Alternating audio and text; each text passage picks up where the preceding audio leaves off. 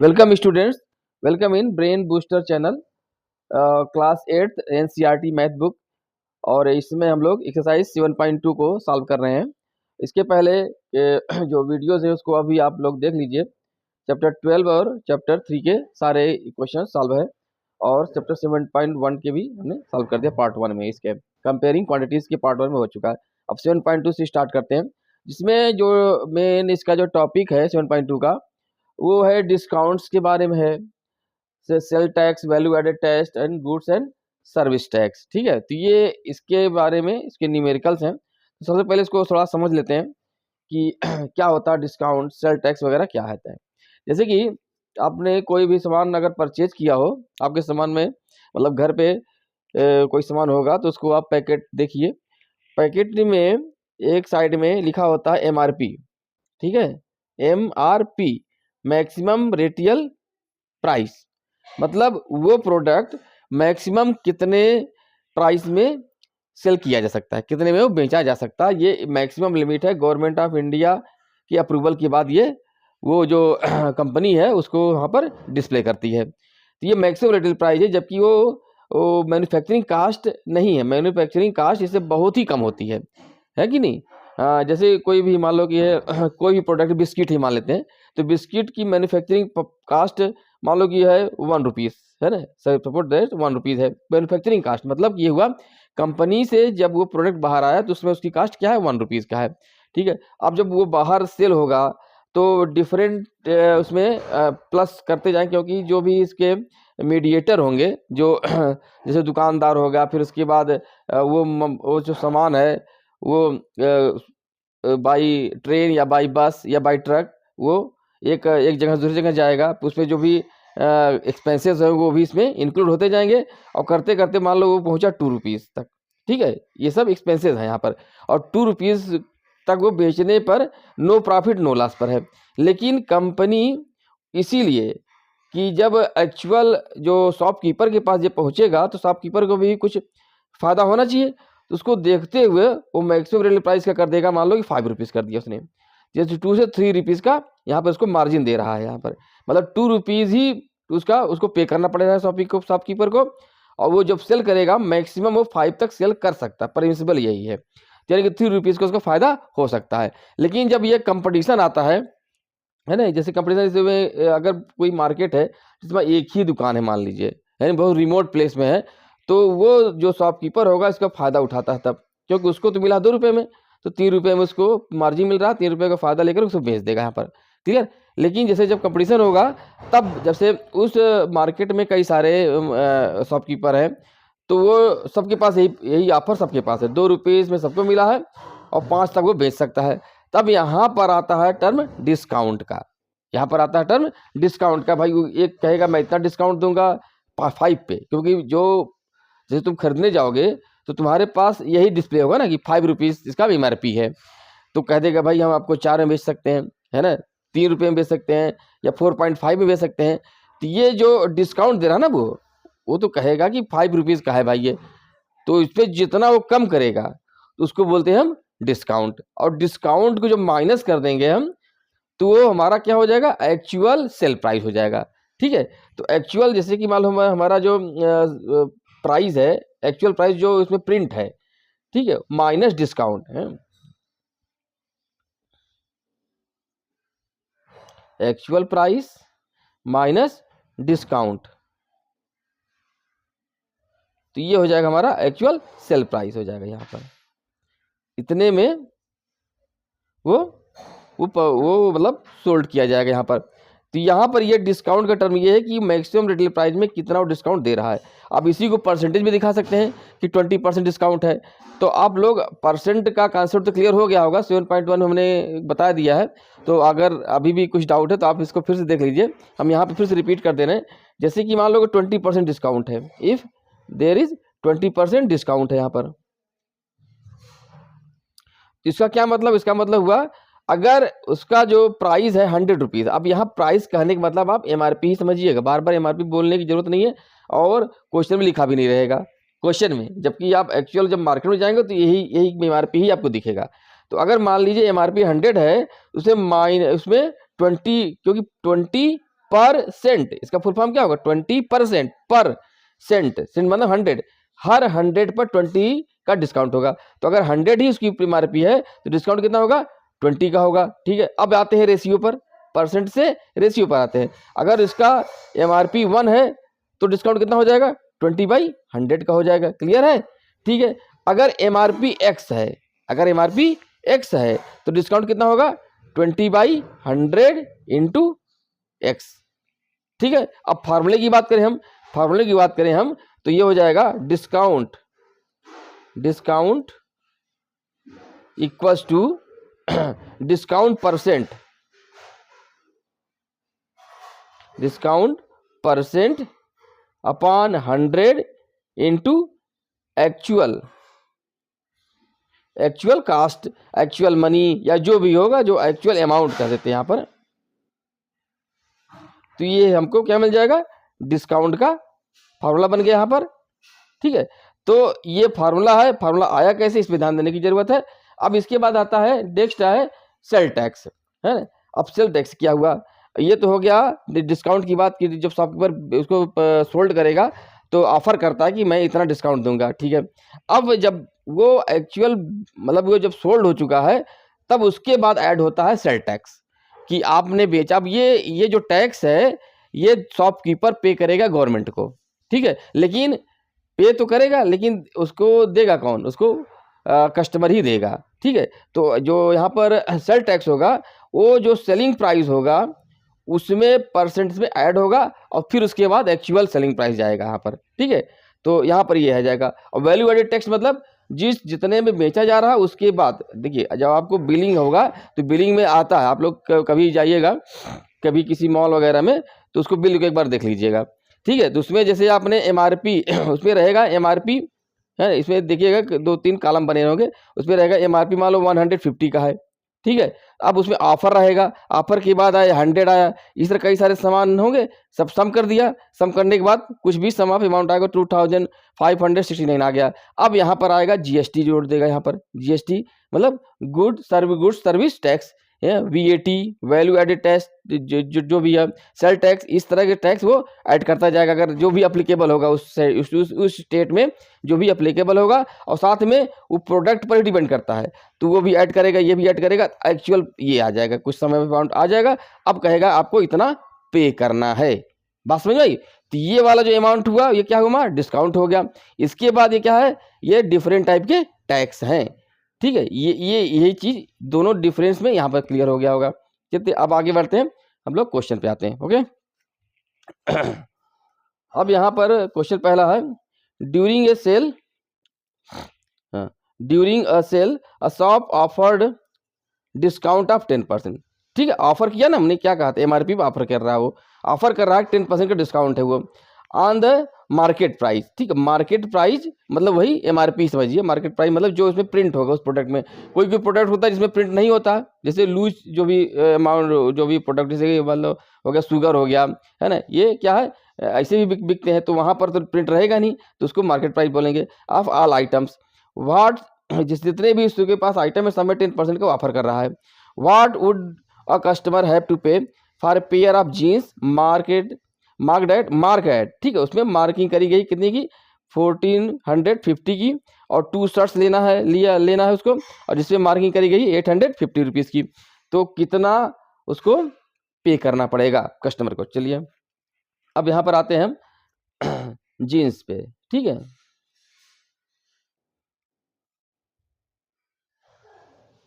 Jeans पे यहाँ पर आते हैं मार्क्ड प्राइस, वो कितना है? 1450। ठीक है, और कितना लेना है? 1 अमाउंट का लेना है, और ऑफर कितना है? 10% डिस्काउंट है यहाँ पर। तो डिस्काउंट मनी पहले निकाल लेते हैं। डिस्काउंट कितना? 10% है, तो डिस्काउंट कितना हो जाएगा? डिस्काउंट इक्वल हो जाएगा 14 मतलब 10 है ना, 10/100 इंटू 1450। देखिए यहाँ पर ये डिस्काउंट का यही तो बताया था, discount percentage upon 100 into actual amount. जैसे कहाँ से आया तो ये भी आप देख लीजिएगा। तो यहाँ से हमको ये मिल गया इसका डिस्काउंट, तो इसको एक्सेप्ट कर देते हैं यहाँ से यहाँ, यानी कि 145 का डिस्काउंट मिल रहा है यहाँ पर। अब इसमें हम एक्चुअल सेलिंग प्राइस निकालते हैं। ठीक है, एक्चुअल सेलिंग प्राइस क्या हो जाएगा?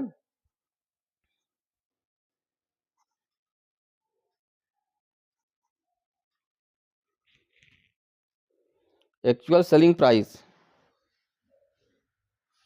ये हो जाएगा 1450 माइनस 145, ये हो जाएगा 10 माइनस 5, और यहाँ पर आ जाएगा 4 0 और 4 माइनस 1 3 और 1305 रुपीज़ का हो गया यहाँ पर। ये हो गया, ये इतने पे वो बिकेगा। अब आते हैं इसमें शर्ट पे।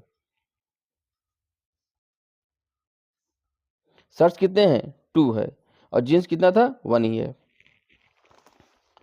ठीक है, शर्ट पे जो मार्किंग प्राइस है वो है 850 का। 850, डिस्काउंट कितना हो जाएगा? 10% इस पर भी डिस्काउंट है, 10 अपान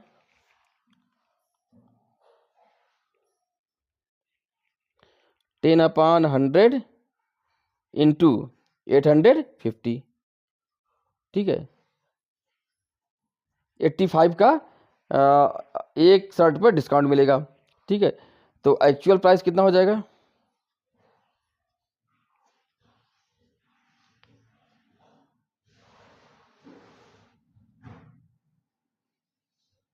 85 minus 85, 850 minus 85 equals to 10 minus 5 5, ये हो जाएगा 4, फिर 14 है ना, 14 माइनस 8 6, और इधर हो जाएगा 765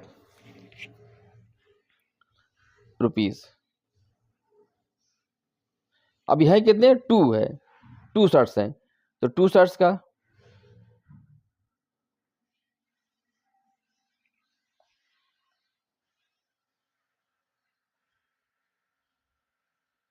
तो इसको 2 से मल्टीप्लाई कर देंगे, 765 इंटू 2। ठीक है, 2 5 जा 10, 1 कैरी, 2 6 जा 12 प्लस 1 13 3, और 1 जाएगा, 2 7 जा 14 प्लस 1 55 50 130। अब इन दोनों को हम सम कर लेंगे तो टोटल प्राइस मिल जाएगा। टोटल मनी, इन दोनों को सम करिए,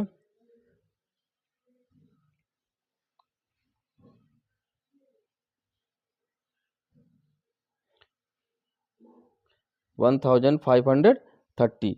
ये दोनों ऐड कर लीजिए, 5 plus 0 5, 3 plus 0 3, 5 plus 3 8, 1 plus 1 2, 2835 rupees हो जाएगा। ठीक है, 2835 रुपीज़ का ये है उसका, उसको पे करना पड़ेगा कस्टमर को। ठीक है, अब आते हैं नेक्स्ट क्वेश्चन में।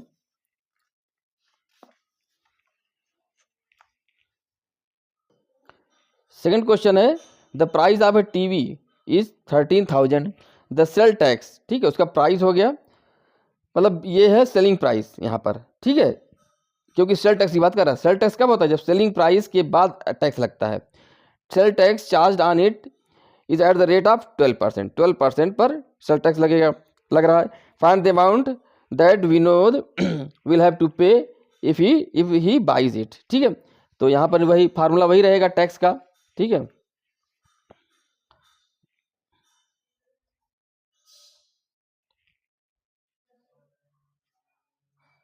प्राइस ऑफ टीवी ये हो जाएगा 1300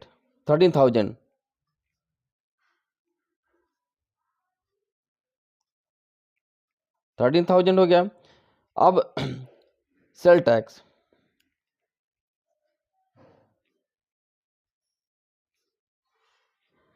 कितना है? 12% है। ठीक है, तो सेल टैक्स कितना हो जाएगा? सेल टैक्स ये परसेंट में है, सेल टैक्स हो जाएगा 12 है कि नहीं, जितना भी टैक्स लगा divided by 100 into actual price 13,000, ठीक है, ये कट गया यहाँ पर। अब इससे ये भी कट जाएगा, 130 इंटू 12, तो ये हो जाएगा 12 इंटू 130, तो इसको मल्टीप्लाई कीजिए 12 से, 0 और 12 इंटू 3 36, 6 आ जाएगा, 3 कैरी, और 12 इंटू 1 12 और प्लस 3 15, ये तो हो गया सेल टैक्स। अब इस टैक्स को इसमें हम ऐड करेंगे तो एक्चुअल सेलिंग प्राइस हो जाएगी, एक्चुअल प्राइस लिख दे रहे हैं, प्राइस हो जाएगी 13,000 प्लस 1,560, ये दोनों ऐड करेंगे तो आपको एक्चुअल मिल जाएगा। तो 0 प्लस 0 0, फिर 0 प्लस 6 6, और इधर आ जाएगा फिर अगेन 0 प्लस 5 5, और इधर 1 और प्लस 3 4 और 1 अकेला आ जाएगा, ये आ जाएगा हमारा 14,560, ये हमारा एक्चुअल सेलिंग प्राइस हो जाएगा। ओके, आगे बढ़ते हैं थर्ड क्वेश्चन में। थर्ड क्वेश्चन कह रहा है Arun bought a pair of skates at a sale where the discount given was 20%, ठीक है, अरुण ने स्केट्स खरीदा जिसपे 20% का डिस्काउंट था, यहाँ पर डिस्काउंट की बात कर रहा है। देखिए दोनों में समझने की बात है, लेकिन आपको जब सॉल्व करना है तो करना वही है, ठीक है। हाँ, ये मार्केटिंग का टर्म्स है, मैनेजमेंट का टर्म्स है, उसमें आपको जानने की जरूरत है, चाहे सेलिंग प्राइस बोलो चाहे डिस्काउंट प्राइस बोलो, तो मैथमेटिकली तो है तो सेम है ना, लेकिन फिजिकल जब उसमें जाएंगे आप तो वो थोड़ा डिफरेंट होता है, बस समझने के लिए। तो 20% का उसमें है डिस्काउंट दिया है। If the amount he paid, मतलब अब यहाँ पर जो पे कर रहे हैं डिस्काउंट के बाद वो पे कर रहा है वो कितना है, 1600 है। Find the market price, very good. अब यहाँ पर हम एक्चुअल हम यहाँ लेट करेंगे, यहाँ पर थर्ड क्वेश्चन में let actual price, let market price, market price. देखिए पहले शायद हमने प्राइस की स्पेलिंग एस कर दी है, तो आप उसको देख लीजिएगा, PRIC उसमें पहले से एस कर दिया था। मार्केट प्राइस कितना है,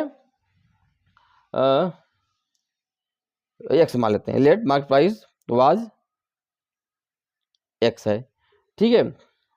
अब इसे कह रहा है कि डिस्काउंट परसेंटेज कितना था, 20 था, 20% था, ठीक है। तो डिस्काउंट अमाउंट कितना हो जाएगा,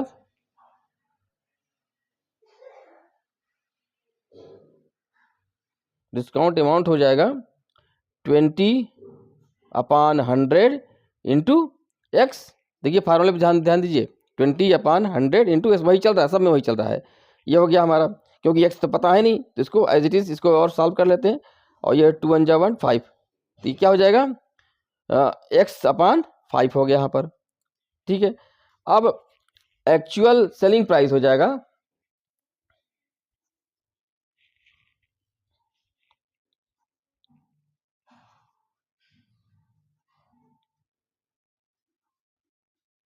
एक्चुअल सेलिंग प्राइस हो जाएगा, ठीक है। ये mark price x minus discount x/5 हो जाएगा, इसको x कॉमन ले लीजिए, तो यह आ जाएगा 1 - 1/5 हो गया।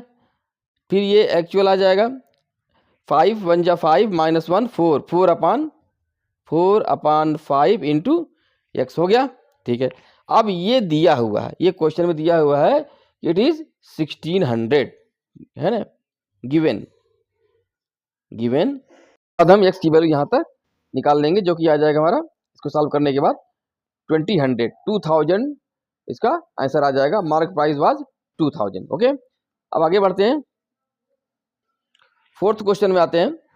आई purchased a hair dryer for 5400 rupees including 8% VAT, ठीक, ये थर्ड की तरह ही है, 8% वैट ऐड करने के बाद जो उसका परचेजिंग प्राइस था, मतलब जितना उसको पे करना पड़ा, वो क्या था, 5000 400 find the price before VAT, same वही है। यहाँ पर लेट करेंगे फोर्थ क्वेश्चन में, लेट प्राइस बिफोर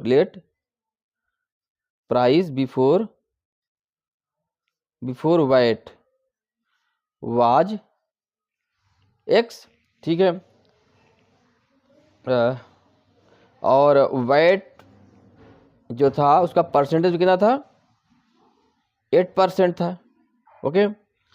तो वैट अमाउंट यानी कि वैल्यू एडेड टैक्स था कितना, वैट अमाउंट होगा कितना, 8/100 इंटू एक्स, क्लियर। इसको आप सॉल्व कर सकते हैं, 4 से काट दीजिए, है ना, 4 2 जा 8 और यहाँ पर जाएगा 25, ठीक है। तो ये हो जाएगा हमारा 2x/25 हो जाएगा। अब आगे बढ़ते हैं। अब इतना जब वैट है तो जो प्राइस बिफोर वैट था उसमें इसको हम ऐड करेंगे यहाँ पर, ठीक है।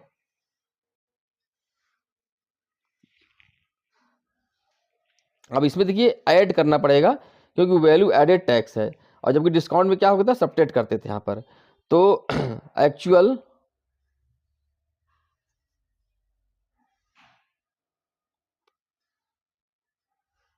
डिस्काउंट में घटाते हैं और जब टैक्स लगता है तो वो जुड़ता है यहाँ पर। Actual selling price will be before VAT कितना था, एक्स था। टैक्स लगाने के बाद कितना टैक्स लगाएगा, 2x/25, ये ऐड हुआ। ऐड करने के बाद टोटल अमाउंट ये आ गया हमारे को। तो यहाँ पर एक्स कॉमन ले लेंगे हम, तो आ जाएगा 1, है कि नहीं, एक्स कॉमन लेंगे 1 आएगा और प्लस 2/25। अब इसको सॉल्व कर लीजिए, 25 इंटू 1 प्लस 2, तो ये हो जाएगा हमारा, इसको इक्वल कर लेते हैं, ये यही हमारा अमाउंट आ जाएगा 25 प्लस 2 27x डिवाइडेड बाई 25 हो जाएगा, ठीक है। अब ये दिया हुआ है कितना है, ये है हमारा 5400 है, ये है 5400 गिवन है यहाँ पर। तो यहाँ एक्स की वैल्यू निकाल लेंगे यहाँ पर, तो एक्स आ जाएगा ₹5400 इंटू 25 डिवाइडेड बाई 27 हो गया। अब यहाँ पर आपको दिख रहा है 27 2 जा 54 होता है, तो 1 ये 200 हो गया, और 25 इंटू 2 50, उसके बाद 2 जीरो लगा दीजिए, है कि नहीं, ये हो जाएगा 5000 रुपीज़। 5000 इसका जो प्राइस था बिफोर वैट लगाने के पहले इतना उसका प्राइस था, वैट लगाने के बाद जो एक्चुअल सेलिंग प्राइस आया 5000, यानी 400 उसको टैक्स देना पड़ रहा है गवर्नमेंट को, ठीक है। आते हैं फिफ्थ क्वेश्चन में। फिफ्थ क्वेश्चन कह रहा है कि an article was purchased for rupees this 1239 including GST, है ना, जीएसटी 18% लगाने के बाद find the price of the article before GST. तो ये भी सेम 4 और 5 एकदम सेम है, बस उसमें डेटा का चेंज है, 8% की जगह 18% और 5400 की जगह 1239 है। तो सेम वही तरीका हम इसको फर्स्ट वे में कर दे रहे हैं, ठीक है। तो क्या आना चाहिए, एक्स मानेंगे पहले हम, तो जीएसटी लगाने के बाद कितना हो जाएगा, जीएसटी हो जाएगा हमारा एक्स, है ना, पहले हम 18 कर दें, 18 उसका परसेंटेज है, 18/100 इंटू एक्स कर दें, ये हमारा जीएसटी आ गया। अब एक्चुअल प्राइस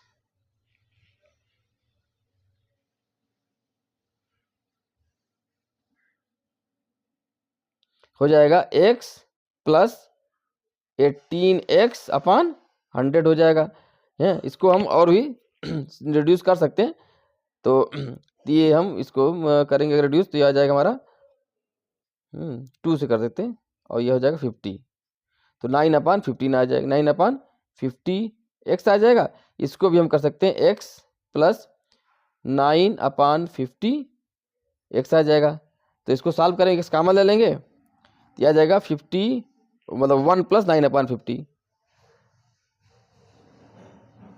ठीक है। तो यहाँ से आ जाएगा ये 51, 50 plus 9 59/50 into x equals to, ये कितना है, ये दिया हुआ है हमारा 1239।